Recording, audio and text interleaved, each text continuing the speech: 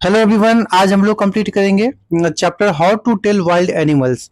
इसके 25 important points हमने cover कर लिया है, उसे हम लोग डिस्कस करेंगे इस वीडियो में। तो चैप्टर का क्या नाम है? How to tell wild animals.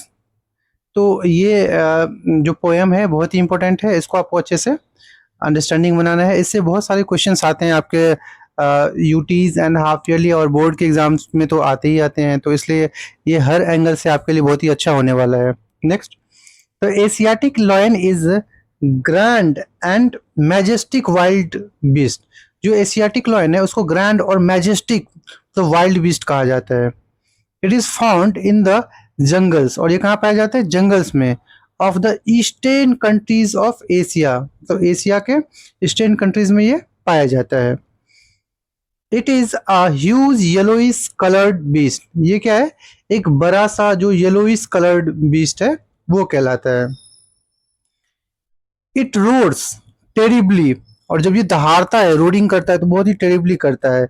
Loud and its loud roars are terrify you to death. और इस तरह से ये दहाड़ता है, इस तरह से ये जो रोडिंग करता है, तो ऐसा लगता है कि जैसे कि मतलब हाँ, किसी का जैसे कि सामने वाले का मतलब इसकी आवाज सुन के ही डेथ हो जाएगी। तो इस तरह से इतनी खतरनाक, इतनी मतलब डरावनी इनकी जो रोडिंग होती है वो होती है।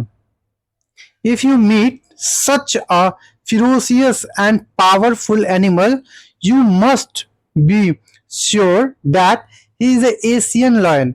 जैसे ही आप इस तरह से खतरनाक और पावरफुल जो एनिमल से मिलते हो, तो आप इसको देखते ही समझ जाओ कि ये जो एशियन लॉयन है। नेक्स्ट, द बंगाल टाइगर, जो कि क्या है? The Bengal tiger is a noble wild beast. और बंगाल टाइगर क्या है? एक नोवेल वाइल्ड बीस्ट है। The tiger has black stripes all over the his yellowish hide.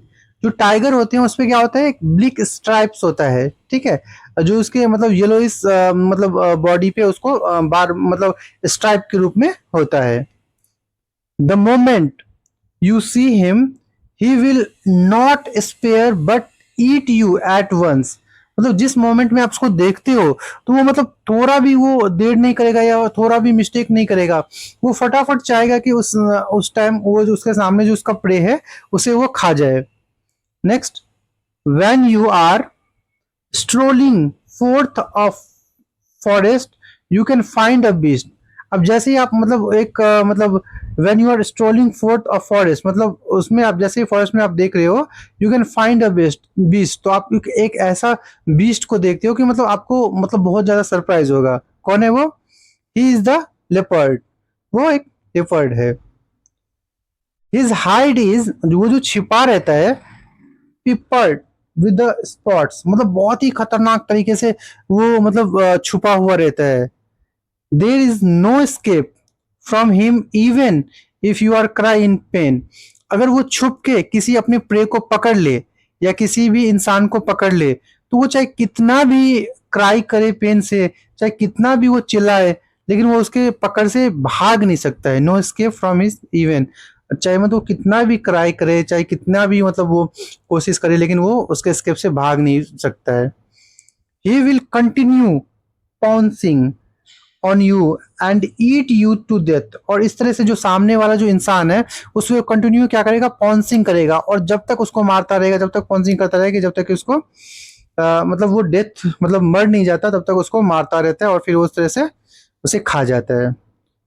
If you are walking in your yard, अगर आप अपने यार्ड में घूम रहे हो, you can be face to face with a bear. तो आप क्या देख सकते हो? फेस टू फेस एक बियर को फेस कर सकते हो। The bear hugs you very hard. जो बियर्स का जो हग होता है वो बहुत ज्यादा हार्ड होता है। His hugs is not friendly, तो उसका जो हग होता है वो क्या होता है? फ्रेंडली नहीं होता है। ही मे प्रेस यू सो हार्ड, कि वो आपको इतना तेज प्रेस कर सकता है, दैट हिज हग में ब्रिंग यू डेथ। तो जिससे कि आपका मतलब क्या हो सकता है? जो सामने वाला जो लोग है वो मर भी सकता है, वो इतना ज्यादा उसको प्रेस करके वो हार्ड उसका जो हग होता है वो उस तरह से वो करता है। An inexperience person can not distinguish beasts of prey, जो जिस व्यक्ति को उतनी अनुभव नहीं है, जिनको एक्सपीरियंस नहीं है, वो इसमें इन बीस्ट्स में अंतर नहीं पाते हैं। उनको ऐसा नहीं लगता है कि मतलब उनको ऐसा लगता है कि नॉर्मली है, ये जो नॉर्मली बीस्ट है, बट ये काफी अलग होते हैं।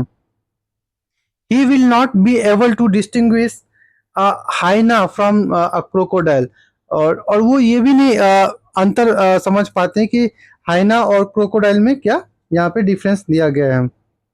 Hyenas and crocodiles have very deceptive appearance, और ये जो हाइनास और जो क्रोकोडाइल्स होते हैं, उनकी जो अपीयरेंस होते हैं वो बहुत ही ज्यादा, मतलब आप कह सकते हो कि कपटी एक तरह से, मतलब या मतलब हम जिसे उस वे में कहे कि बहुत ज्यादा क्लेवरनेस वाला उनका अपीयरेंस होता है। हैनाज स्माइल मेरिली बिफोर, जो हैनाज होती है वो स्माइल करती है, बहुत ही खुशी से स्माइल करेगी, इतनी खुश हो जाती है कि अपने प्रे को कितने जल्दी मारे और कितना जल्दी अटैक करे, attacking and killing there victims, और अपने जो उसका जो प्रे है उसको मारने के लिए और उसको उसका शिकार करने के लिए वो बहुत ही ज्यादा खुश हो जाती है पहले। Crocodiles pretends to be weeping before pouncing. अब हमने एक कहानी सुना है ना कि जो मगरमच्छ के आंसू, तो वो यहीं से आता है कि क्या दिया इन्होंने, crocodile pretends to weeping before pouncing of their prey and killing them. तो क्या करता है क्रोकोडाइल, क्या करता है जैसे ही अपने प्रे को वो मारता है, तो क्रोकोडाइल प्रिटेंड वीपिंग बिफोर, पहले वो रोने लगता है, मतलब उसके आंखों से आंसू निकलते हैं, ठीक है, upon their prey end of killing them, और जैसे मारता है उसको। तो ये जो है हमने कई बार हिंदी में भी कहावत सुना है कि मगरमच्छ के आंसू, तो उसी से आता है कि ये जो पहले अपने प्रे को मारने से पहले वो क्या करता है, वो आंसू निकालता है, जबकि वो आंसू उसके क्या होते हैं, झूठ के आंसू होते हैं, खुशी के आंसू नहीं, उसके खुशी के आंसू होते हैं, मतलब कोई गम वाला आंसू नहीं होता है, कि उसका एक हैबिट है, तो वो अपना वो पहले ही जाहिर कर लेता है। Next, a true chameleon is a small animals like lizard, जो जैसे ही एक आप कैमिलियन को देखते हैं और जो क्या है, लाइक अ लिजर्ड, लिजर्ड के जैसा है वो। He has no ears at all, मतलब उसके पास कोई भी ईयर नहीं है। Neither has he a single wing, और ना ही उसके पास कोई पंख है जिससे कि वो उड़ सके और यहाँ से वहां अपनी डिस्टेंस को फेच कर सके। इफ यू सी, अगर आप देखते हो such a creature on a tree, अब किसी पेड़ पे अगर आप उसको देखते हैं इस तरह से क्रिएचर को, तो then you are seeing a chameleon, तो इस तरह से आप एक कैमेलियन को देख रहे हो। तो इस तरह से हमने जो इसमें जो भी इम्पोर्टेंट पॉइंट्स है उसे हमने कवर कर लिया है, और ये जो पोएम है बहुत ही इम्पोर्टेंट है।